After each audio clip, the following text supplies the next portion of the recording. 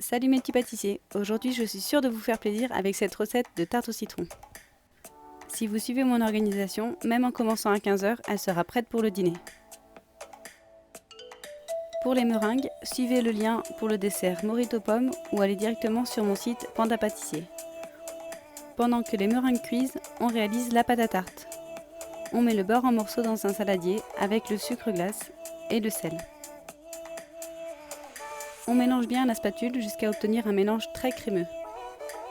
On ajoute ensuite la poudre d'amande et on continue de mélanger.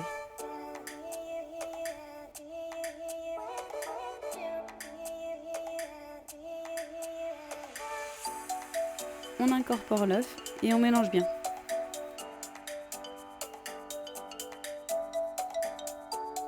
Enfin, on termine par la farine qu'on incorpore en 2 fois.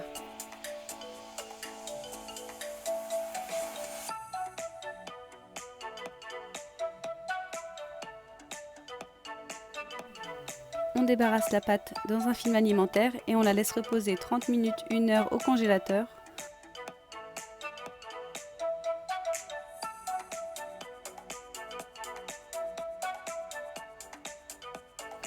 Une fois bien froide, on récupère la pâte à tarte, on la malaxe et on l'étale.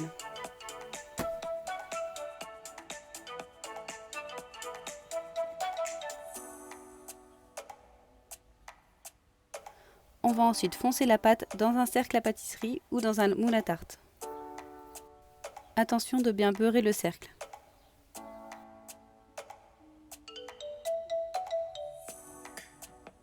On découpe les bords pour avoir un rendu plus net, puis on pique le fond. On laisse idéalement reposer quelques minutes au frais avant de cuire à 180 degrés pour 15 minutes. Une fois cuite et refroidi, on peut lisser les bords grâce à une râpe et on laisse de côté notre fond de tarte que l'on garnira de crème citron. Pour la réalisation de celle-ci, on commence par faire ramollir la gélatine dans un verre d'eau bien froide. Ensuite, on met à chauffer le jus de citron. Dans un cul de poule, on va fouetter les œufs, le jaune d'œuf, les 2 sucres et la pincée de sel.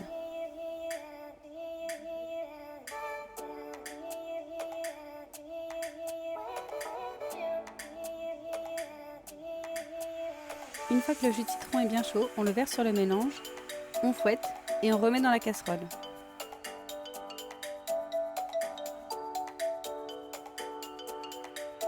On va cuire ce mélange jusqu'à obtenir 82 degrés. Il faut bien fouetter continuellement et si vous n'avez pas de thermomètre, cela correspond à la cuisson à la nappe comme une crème anglaise. Ensuite, on débarrasse dans un cul de poule.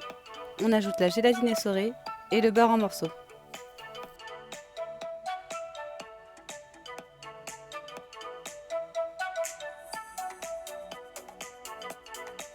On termine avec un coup de mixeur plongeant, puis on filme et on réserve au frais.